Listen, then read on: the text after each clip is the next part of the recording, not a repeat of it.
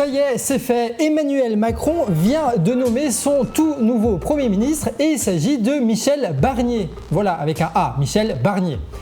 Personne ne le connaît, mon Dieu. Alors quand tu le vois comme ça, t'as l'impression que ça va juste être une marionnette de plus qui va appliquer exactement la même politique que Macron. Oui, mais il y a quand même une nuance très importante qui fait que Barnier est aujourd'hui le meilleur Premier ministre possible pour Emmanuel Macron. Mais pour ça, il va falloir faire une analyse vite fait. Allez, après 2 mois de démission du gouvernement Attal, Macron a donc enfin choisi son Premier ministre. Déjà, ce qu'il faut savoir, c'est que Barnier, il est vieux, il a 73 ans. Il a commencé très jeune la politique en enchaînant les postes de parlementaire parmi les partis héritiers du gaullisme. Donc le RPR de Chirac, l'UMP de Sarkozy et maintenant les LR. Il a été ministre sous Chirac et sous Sarkozy avant de finir haut fonctionnaire dans l'Union européenne. Il a par exemple été l'un des négociateurs de l'accord entre l'Union européenne et la Grande-Bretagne lors du Brexit. Donc en gros, le gars, c'est un vieux bureaucrate qui a appliqué pendant 50 ans de carrière politique toujours le même programme, c'est-à-dire l'austérité et la politique de l'offre. La politique de l'offre, en gros, c'est quand l'État prend le pognon de nos impôts pour le filer aux grandes entreprises. Donc ça, c'est clair, en choisissant Barnier, Macron, il assure la continuité de sa politique économique. Mais je ne sais pas si c'est l'ironie du sort ou si c'est quand même une très belle coïncidence, c'est que Barnier, il a été nommé au même moment où tu as cette vidéo qui circule, qui est issue de la Commission des finances de l'Assemblée nationale. Eh bien, il résulte une dégradation historique encore une fois, des comptes de la nation. Le solde public serait, d'après la Direction générale du Trésor, de 5,6% du PIB en 2024, au lieu de 5,1% lors du programme de stabilité en avril, 60 milliards et 50% d'augmentation de la dérive. Excusez du peu.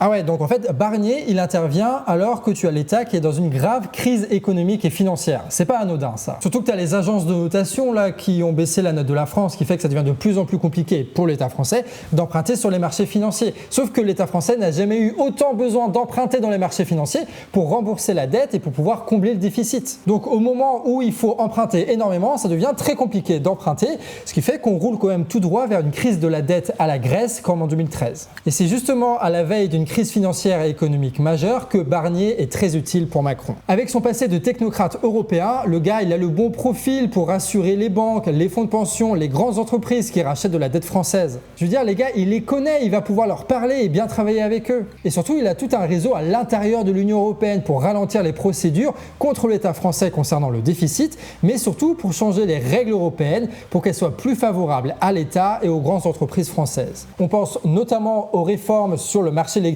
qui peut avantager le nucléaire français, ou alors sur les subventions qui peuvent avantager les grandes entreprises françaises. Surtout que l'Union européenne, c'est quand même l'épicentre de toute la corruption européenne, capitaliste, industrielle, tout ce que tu veux, ce qui fait qu'avec des petits coups de renvoi d'ascenseur et de petits appels téléphoniques, il peut quand même rapporter très gros ce type-là. Très gros, encore une fois, pour les banquiers, pour les industriels, pour les fonds de pension, pas pour nous évidemment. Parce que lui, en plus, ce gars-là, contrairement à Gabriel Attal, il n'a absolument aucune carrière politique devant lui. Il a 73 ans, il n'est pas à la tête d'un parti, il ne va pas se présenter pour les prochaines présidentielles. Donc le gars, il s'en fout totalement de se faire détester par nous en fait. Donc il va pouvoir appliquer toutes les conneries de lois austéritaires contre l'éducation, contre la retraite, contre le chômage, contre tout ce que tu veux. Il va y aller à fond parce que lui, il s'en fout. Il est là pour faire le job. Contrairement à Gabriel Attal qui avait 10, 20, 30 ans de carrière politique devant lui et qui devait quand même un peu s'arranger pour se faire aimer par les Français, Barnier, lui, il va y aller à coups de hache. Et vu ce qu'a annoncé Bruno Le Maire récemment, des saloperies, ce type-là, il va nous en faire le Barnier là. Mais là où ça devient intéressant, c'est que le Barnier, il va pas juste faire une politique austéritaire comme les autres. Non, lui, il va aller un petit peu plus loin et il va mettre en place une politique protectionniste. En fait, dans l'Union européenne, Barnier, il tenait une position forte de protectionnisme des entreprises européennes face à leurs concurrents états-uniens et chinois. Et ça, c'est largement la politique d'Emmanuel Macron depuis au moins le début de la guerre en Ukraine, d'utiliser l'État pour essayer de rétablir un peu les profits des grandes entreprises européennes et françaises. Et ça passe notamment par une réindustrialisation qui se fait par des subventions qui sont payées grâce à l'austérité et à la dette. D'où le fait qu'ils doivent continuer à emprunter sur les marchés financiers pour financer les industriels. Ce soutien aux entreprises, ça passe soit par des subventions directes, soit par des commandes publiques, que ce soit des commandes de bâtiments pour les Jeux Olympiques financées par l'État, ou alors des commandes d'obus, de missiles qui sont envoyés un petit peu partout dans le monde. Et il faut réindustrialiser. Pourquoi ? Parce que tu as une énorme guerre économique qui est en train de s'aggraver en ce moment entre les différents impérialismes dans le monde. Avec notamment l'impérialisme états-unien européens, russes et chinois. Et cette guerre, elle se traduit par une énorme concurrence, en fait, par exemple sur les marchés africains ou américains, où tu as d'énormes entreprises chinoises, états-uniennes et européennes qui se disputent pour savoir qui va construire telle route, telle centrale nucléaire ou telle ville. Un jeu dans lequel les entreprises françaises perdent largement, hein, ils se font dégager du Sahel, et puis tu as les grandes entreprises chinoises qui produisent beaucoup trop, avec beaucoup trop de conception et d'innovation, ils n'arrivent pas à tenir le rythme en fait. Et donc vu que les entreprises européennes se font défoncer par les entreprises états-uniennes et chinoises à l'international, eh ben, elles se replient sur les frontières européennes en essayant de s'assurer au moins ce marché-là. C'est pour ça que Macron et compagnie, ils poussent pour des législations, par exemple sur les voitures électriques, pour dégager les thermiques et forcer les industriels à réinvestir dans des nouvelles usines, en leur garantissant le fait que, de toute façon, en Europe, ils seront obligés d'acheter des voitures européennes, donc ça va assurer des revenus pour ces industriels. Donc en gros, tu as un prétexte souverainiste et écologique qui est utilisé pour maintenir les profits des grandes entreprises qui sont en crise par rapport à l'international, quoi, en gros. Et Macron, il va pouvoir déployer d'autant plus facilement cette stratégie économique que son Premier ministre, aujourd'hui, il est totalement aligné sur cette position. Il faut savoir que Barnier, il a aussi joué un rôle majeur dans la crise financière de 2008. Il a participé aux séries de réformes financières qui ont mené à l'Union bancaire européenne qui vise à superviser les banques privées de la zone euro. Et ça, c'est quand même très pratique parce que le gars, il a déjà vécu une crise économique très forte, financière très forte en 2008, et surtout, il a des contacts avec toutes les banques privées de toute la zone euro. Donc en gros, s'il y a une nouvelle crise économique et financière qui apparaît, c'est quand même bien pratique d'avoir ce gars-là en contact qui peut passer des coups de fil pour assurer que les entreprises et les banques françaises, voilà, s'en sortent un petit peu mieux que les autres. C'est là que tu te dis, putain, en fait, Barnier, il est vraiment fait pour résoudre les crises. Et tu réfléchis à son passé, tu vois, et tu te rends compte qu'en fait, il a été ministre de l'Agriculture aussi, sous Sarkozy, entre 2008 et 2010. Ce qui fait que le gars, il connaît bien le monde agricole. Et ça, c'est plutôt pratique pour Emmanuel Macron. Pourquoi ? Parce que, ça risque de répéter dans le monde agricole dans les semaines à venir. Bon, pour faire simple, en gros, tu as 10% des agriculteurs qui sont des vignerons, qui sont des céréaliers, et qui ont énormément intérêt à exporter à l'étranger. Et pareil pour l'agro-industrie. Et donc, tu as toute cette mafia agricole-là qui pousse pour notamment signer des traités de libre-échange, qui fait qu'eux, ils peuvent exporter librement sur des continents entiers et donc maximiser leurs profits. Sauf que ces mêmes traités de libre-échange fait que tu as des poulets ukrainiens qui sont envoyés en France beaucoup moins cher et qui tuent toute l'industrie de la volaille en France. Donc en gros, tu as 10% de la mafia agricole, des gros agriculteurs avec l'agro-industrie qui arrive à se faire énormément de pognon et 90% des agriculteurs qui sont sur le couteau sur la gorge parce qu'en fait, ils sont concurrencés de partout, ils n'arrivent plus à vendre et à faire du profit. Donc évidemment, les 90%, ils ont tendance à se révolter et c'est ce qui s'est passé au début de l'année, sauf que tu as la FNSEA qui est le syndicat de la mafia agricole qui a récupéré ce mouvement pour l'étouffer et signé des fausses promesses avec l'État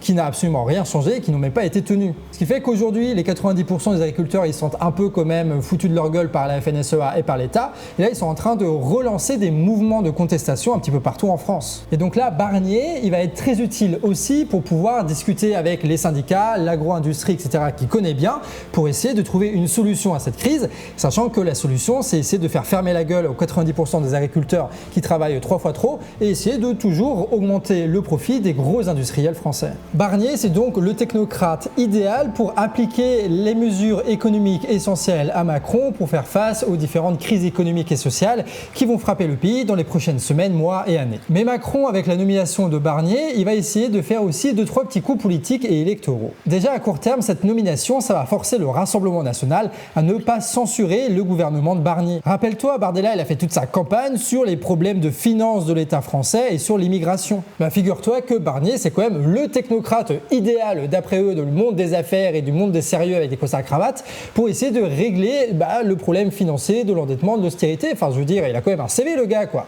Et puis en plus, vu qu'il a été avec Sarkozy et compagnie, il est largement anti-immigration. En fait, quand tu regardes tous les candidats possibles qui auraient pu devenir Premier ministre de Macron, Barnier, c'est celui qui est le plus proche des idées et du discours du Rassemblement national. Ce qui fait que les Le Pen, ils vont pas censurer quelqu'un qui est globalement d'accord avec eux, en fait. Surtout que le RN, ils se font un peu, genre, tu sais, tenancier de l'ordre républicain ou je sais pas trop quoi, tu vois, contre la FI qui agite des drapeaux palestiniens à l'Assemblée nationale, ce qui fait qu'ils vont pas recréer une nouvelle crise politique, sachant qu'ils ont aucune chance d'être directement nommés Premier ministre et que la meilleure chose qu'ils ont à faire stratégiquement, c'est poser leur cul délicatement sur les fauteuils de l'Assemblée l'Assemblée nationale, de recevoir leurs 5 000 € de salaire mensuel et de fermer leur gueule jusqu'aux prochaines présidentielles où ils sont les grands favoris. D'ailleurs, Barnier il est tellement proche du Rassemblement national que ça va permettre à Macron d'aller gratter beaucoup de l'électorat et du discours du RN dans ces prochains mois. Je veux dire, le gars il se fait passer pour un gaulliste quoi, donc ça veut pas dire grand chose pour nous les jeunes, mais De Gaulle pour beaucoup d'anciens, ça parle, tu vois, ça a du sens. Surtout que le gars il va combiner ce discours gaulliste avec une politique économique protectionniste, tu vois, contre la concurrence états-unienne et chinoise. Du coup ça fait très, tu sais, De Gaulle, politique de la chaise vide, la troisième voie, alors qu'en vrai c'est juste filer du même pognon aux mêmes industriels de merde depuis des années, c'est la même chose, sauf que là la situation a changé, maintenant ils font du souverainisme quand avant ils faisaient du libéralisme, mais ils vont présenter ça comme du gaullisme et tu vas avoir beaucoup de l'électorat d'anciens qui vont être un peu convaincus de ça. En fait, Emmanuel Macron, il va essayer de se présenter comme plus souverainiste que le Rassemblement national. Et en même temps, plus anti-immigration aussi, hein, il va faire les deux. Et quant au NFP, eh ben on s'en fout dans l'analyse, puisqu'en fait ils n'ont pas de moyens de pression. Voilà, je veux dire, Macron il peut juste les ignorer. Il a eu plus ou moins le vote du Rassemblement national avec son Barnier et tout, donc il va pas se faire destituer, il va pas se faire censurer, donc eh ben, il va mener sa politique quoi. Et le NFP ils vont faire leurs tweets, leurs trucs, leurs machins, et ça va rien changer. LFI eux ils se sont organisés toujours soit pour passer à la télévision, soit pour se présenter aux élections présidentielles. Et ça va pas plus loin, donc ils vont pas être capables d'organiser des grands mouvements de résistance qui vont bloquer le pays et faire un rapport de force de je sais pas trop quoi. Ils vont quand même tester le samedi prochain, là, le 7 septembre, une manifestation contre le coup de Emmanuel Macron, le coup autoritaire, etc. Bon, on va voir ce que ça va donner. Mais c'est pas parce que les partis et les syndicats n'arriveraient pas à lutter contre Macron qu'on peut pas lutter contre Macron. Hein. On a bien vu avec les Gilets jaunes, c'était précisément en 2018, après l'élection, quand tu avais plus aucun espoir de gagner une élection, quand tu étais plus clivé entre LFI et RN, qu'on s'est mobilisés tous ensemble contre Emmanuel Macron avec les Gilets jaunes. Donc c'est possible aussi que face à une impasse politique et à un autoritarisme, il y a des mouvements sociaux très forts et populaires qui se mettent en place. Je pense que c'est ça le gros pari d'Emmanuel Macron. Il parie que ça va pas bouger ou qu'il va réussir à réprimer les contestations. En vrai, le Rassemblement national comme la France insoumise savent que la crise économique ne va pas se résoudre à leur avantage dans les prochaines semaines et que tout ce qu'ils font aujourd'hui, c'est préparer l'élection présidentielle de 2027. D'où le fait d'ailleurs que tu as des types comme Édouard Philippe qui se présentent candidat à la présidentielle alors que c'est dans 3 ans quoi. Parce qu'en fait, tout le monde le sait bien, la vraie bataille politique qui a du sens aujourd'hui, c'est l'élection présidentielle. C'est la seule qui importe.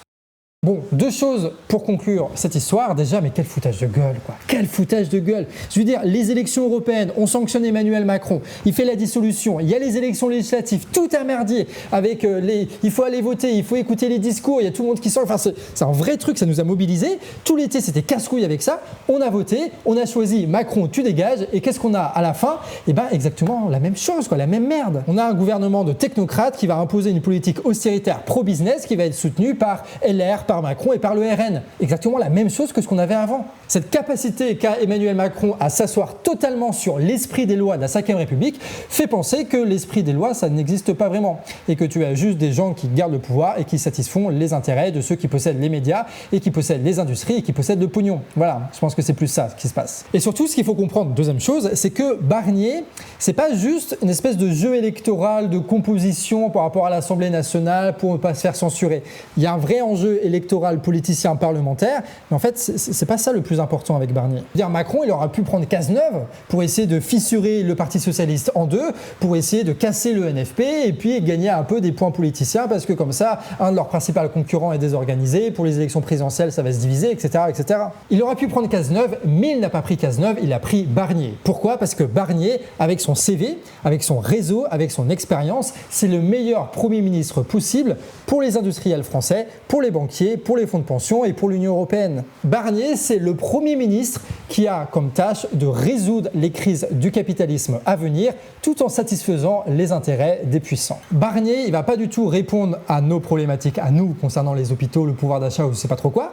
Barnier va répondre aux problématiques des capitalistes. Et ça, c'est quand même un choix qui est très différent de Gabriel Attal. Gabriel Attal, c'était purement politicien, électoraliste, il faut mettre un jeune pour essayer de renouveler le truc. Là, c'est quand même totalement différent avec Barnier. Et toi, d'ailleurs, tu peux nous répondre par commentaire. Qu'est-ce que tu en penses? Ton analyse, c'est quoi? Barnier, c'est le Premier ministre de qui?